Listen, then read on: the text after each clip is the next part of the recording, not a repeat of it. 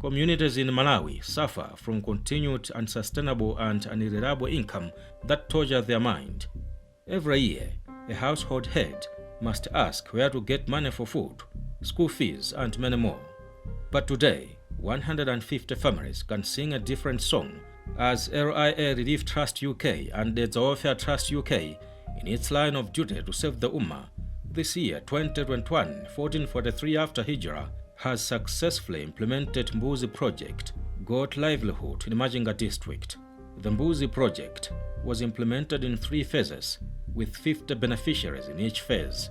The first phase was conducted on 3 November 2021 at Senior Chief in Sumbo. The second was conducted on 27 November 2021 at Senior Chief in Kanda. And the last one was conducted on 6 December 2021 at Iringoni Masjid in Machinga District.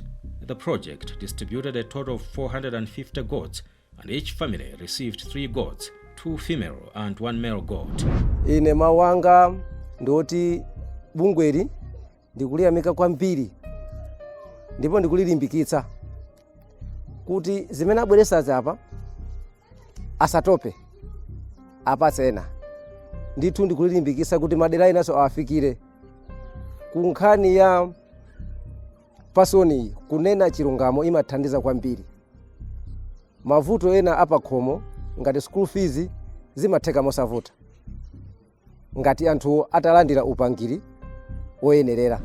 Ndikuthokoza kuti naibe china chichonse chiweto cha mbuzi sinayambe ndaweta koma mmene ndalandiramu ndili osangalala ndipo ndisamala kuti ndizakhale wotukuka kusogolo kwanga. Zindithandiza kusogoloku ndizipezera fetereza mmenemu, chakudyaso mmenemu, komanso ulimiso manyowa ndizipeza kuzera ulimi umenewu. Mawu anga omaliza kubungu umeneku ndi wothokoza kuti mmene azichitiramu enanso achitire chimodzimodzi. Nanenso ndikhala ndi chidwi chokuti enanso apeze mbewu kuchokera muti mmenemu.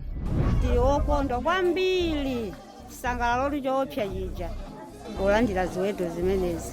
Ndiponso ndimakhala odandaula kuti ulimi umenewu ifewo kuti tisapotani.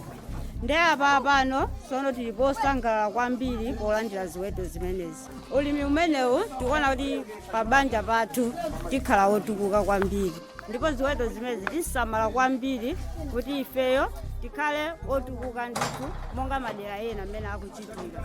Fati kungomva kuti madera enawa anthu akutukuka koopsa. Ndi ifeso panopa tipangaso zomwezo kuti nafeso tikhale ngati anthu enawo. This project will be monitored properly by Islamic Zakaat Fund Malawi to ensure that there are good fruits and tangible impacts are achieved. The senior chief was very excited upon seeing the goats given to his people and had this to say. After hearing that we are going to be receiving these goats, we have been very, very happy. And we are not only happy, but more than happy to receive these goats as part of our project. My advice is that they must look after these goats well, and they must benefit us as a group and as a community. To the donors also, we would like to thank them sincerely. Me as a family and as a community, we thank them very, very much. In his remarks, the representative of Traditional Authority Jamba also echoed his excitement. Chisangalalo chathu pano pamene talandira mbuzi zimenezi, chisangalalo chikufika mu kwambiri kuti zitithandiza mavuto mwa ena ambiri amene okhuzika amene timatha kukumana nawo mukuzera njira ya mbali yana ku skulu nankalabe pena nankale ulimi umene zoti zitithandiza mwachangu kufuna kupeza fertilizer. Tikazisamala mbuzizi kwa masiku ndikuonabe kuti zipo zingapo nditha kugulitsa muna zitatu pakamozi, ndi kuti vuto limene ndinali nalo loti kanthu kuti chosera mtrama yokwanira kuti nditha thandizika muna pa fertilizer kapena pana skulu zandithandiza. Chisangalalo changa chikubwera kuti muvuto limeneli ndiyoti zakhala lochepa chisogolo chathu. The Mbuzi Project is an initiative of RIA Trust UK.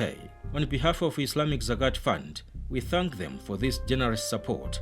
We also thank Dedza Welfare Trust UK for co-supporting this project.